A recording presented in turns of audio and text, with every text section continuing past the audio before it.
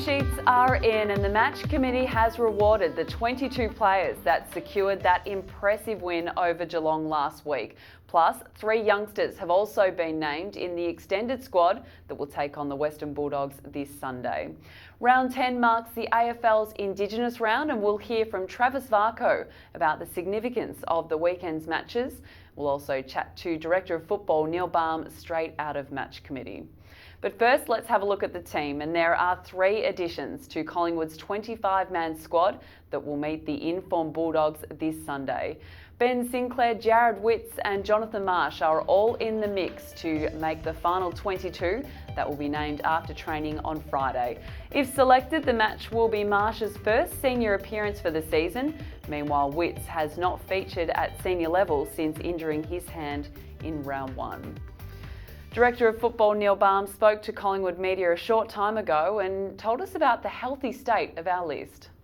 We've got 3 ins, so we're picking from 25. We've got to train tomorrow and Saturday before the Sunday game, but for the first time for a fair while there's no change in that. There's no one out, so there's Sinks, Witsy and Marshy to come in right now to the 25, and then we'll make that decision as we go along. We're getting into a better position. We've got a much healthier list. We've got a lot of more blokes available, and they've done some work. And even in last week's VFL team, Marley played his first game, but he needs another one before he'd be considered. But he's not far away either. And Goldie's probably in the same boat. He did quite well. So now we've got quite a few to pick from.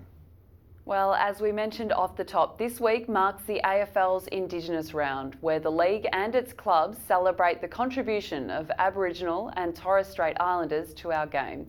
Travis Varco is one of 14 Indigenous players to have played for the Pies. He caught up with Collingwood media earlier to discuss the significance of the round ahead. Obviously, it's a celebration for myself and probably a lot of the other Indigenous boys that the guys that have played before us have paved the way. You go back to your Michael Longs, Nicky Winmar, but even if you go a bit further, we've got Polly Farmer and Sid Jackson, so they've made it so much easier for us to play nowadays. So yeah, it's an acknowledgement and a celebration for myself. They're a quality side. They're not the best defensive team in the competition for no reason. So we've got a lot of respect for what they've been able to do and put together, and there's a reason why they're sitting up the top end of the ladder.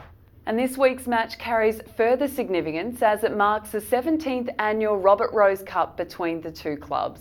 In partnership with Slater and Gordon, Collingwood and the Western Bulldogs play for the cup that honours former player Robert Rose and raises awareness and funds for people living with a disability.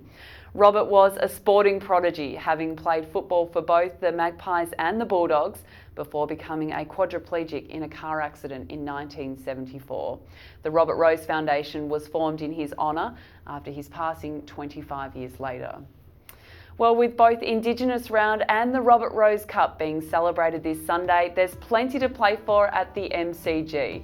And we know Nathan Buckley and his men will be desperate to even the ledger at 5-5 after 10 rounds. We'll see you next Thursday for the next side. Go Pies!